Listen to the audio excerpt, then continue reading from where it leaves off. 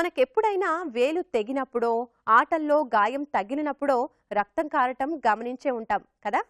మన శరీరంలో ఉండే సుమారు 4.5 లీటర్లకు పైగా రక్తం ఉంటుంది. ఇంతకీ రక్తంలో ఏముంటాయి, అది ఎలా తయారవుతుందో తెలుసా? రక్తంలోని ఎరుపు, తెలుపు బ్లడ్ ప్లేటిలెట్స్ గురించి సమాచారాన్ని ఇప్పుడు మనం తెలుసుకుందాం.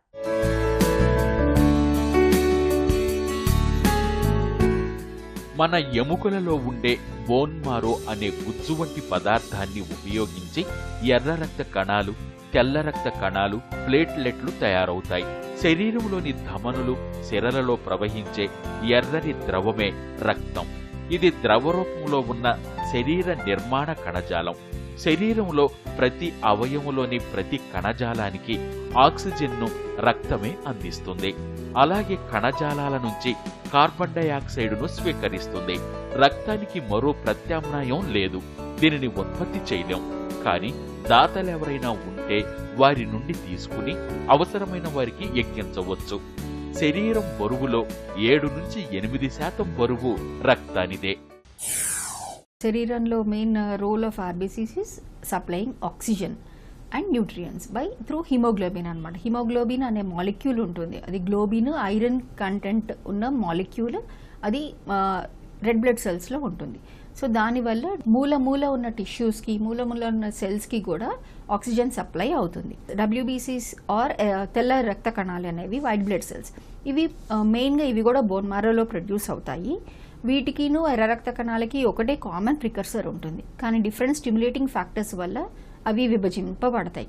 ఈ డబ్ల్యూబీసీస్ main important role is immunity, protection from infection అన్నమాట. ప్లేట్లెట్స్ అనేది ఇంకొక component, cellular component of blood. Platelets అనేవి మెగా క్యారియోసైట్ అంటే ప్రికర్సర్ ఆఫ్ ప్లేట్లెట్. ప్లేట్లెట్ యొక్క ఎర్లీ సెల్ అది బోన్ మారోలో ఉంటుంది. ఆ మెగా క్యారియోసైట్ యొక్క సైటోప్లాస్మిక్ ఫ్రాగ్మెంట్స్ ఈ ప్లేట్లెట్స్. అవి అరౌండ్ 1 to 3 మైక్రాన్స్ ఉంటుంది.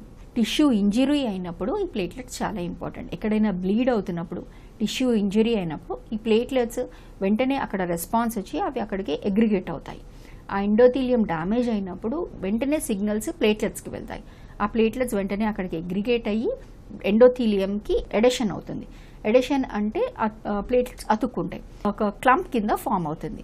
పరిమాణం బట్టి చూస్తే మొత్తం రక్తంలో ఎర్ర రక్త కణాలు 45%, తెల్ల రక్త కణాలు 0.7%, ప్లాస్మా 54.3% ఉంటాయి. హిమోగ్లోబిన్ అనే ప్రోటీన్ పదార్థం ఉండటం వలన ఎర్రగా ఉంటాయి. గుండ్రంగా ద్విపుటాకారంలో ఉండే ఇవి మిల్లీలీటర్ రక్తంలో 450 నుంచి 500 కోట్ల వరకు ఉంటాయి. ఎముక మజ్జలో ఉత్పత్తవుతాయి. ఇవి ఉత్పత్తయ్యే విధానాన్ని ఎరిథ్రోపాయిసిస్ అంటారు. ఎర్ర రక్త కణాలు సుమారు 120 రోజుల వరకు జీవిస్తాయి. వీటి జీవితకాలం తరువాత ఇవి ప్లేహంలో, కాలేయంలో విచ్ఛిన్నమవుతాయి.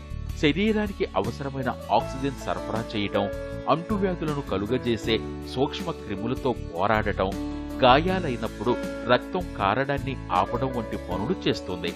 కాగా ఈ రక్త కణాలను శరీరంలోని వివిధ భాగాలకు ప్లాస్మా మోస్తుంది. తద్వారా శరీరానికి అవసరమైన పోషకాలను అందిస్తుంది. మనం వ్యాధుల బారిన పడకుండా రక్షించడంలో తెల్ల రక్త కణాలు ముఖ్య పాత్ర పోషిస్తాయి. అమీబా వంటి ఆకారంలో ఉండే తెల్ల రక్త కణాలు 1 మిల్లీలీటర్ రక్తంలో 50 నుంచి 90 లక్షల రక్త కణాలు ఉంటాయి. ఇవి లింపు కణుపులలోనూ, ప్లేహంలోనూ ఉత్పత్తి అవుతాయి. ఇవి ఉత్పత్తయ్యే ప్రక్రియను ల్యూకోపాయిసిస్ అంటారు. ఇవి సుమారు 12 నుంచి 13 రోజులు జీవిస్తాయి.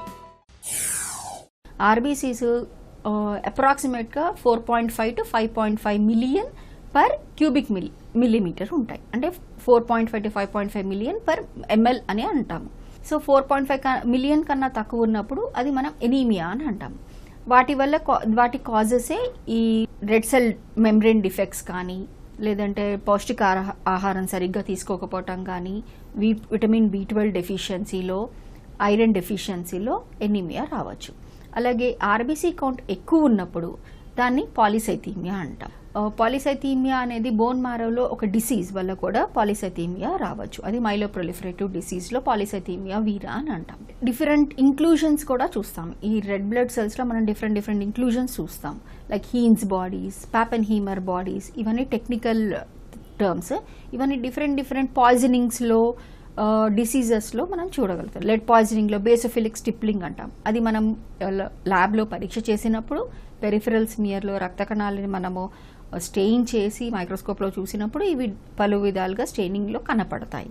అలాగే WBC, total WBC count around 10,000 to 11,000 వరకు నార్మల్. 4,000 నుంచి 10,000, 11,000 సెల్స్ పర్ క్యూబిక్ మిల్లీమీటర్ వరకు నార్మల్.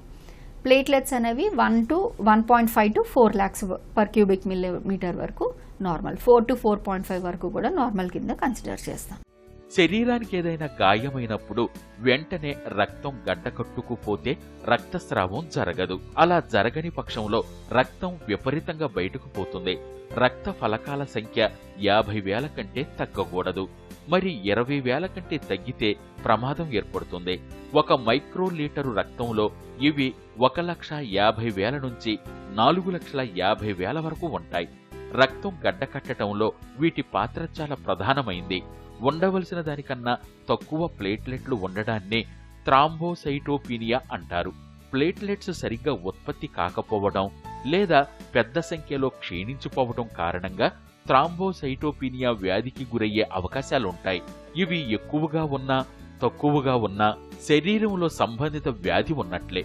ఎక్కువగా ఉంటే చేతుల్లో, కాళ్లల్లో రక్తం గడ్డకట్టి ప్రవాహం ఆగిపోతుంది. ఫలితంగా గుండెపోటు వచ్చే అవకాశాలుంటాయి. తక్కువగా ఉంటే చర్మంపై గాయాలు, చిగుళ్ళు, ముక్కు నుంచి రక్తం కారడం వంటి సమస్యలు కనిపిస్తాయి.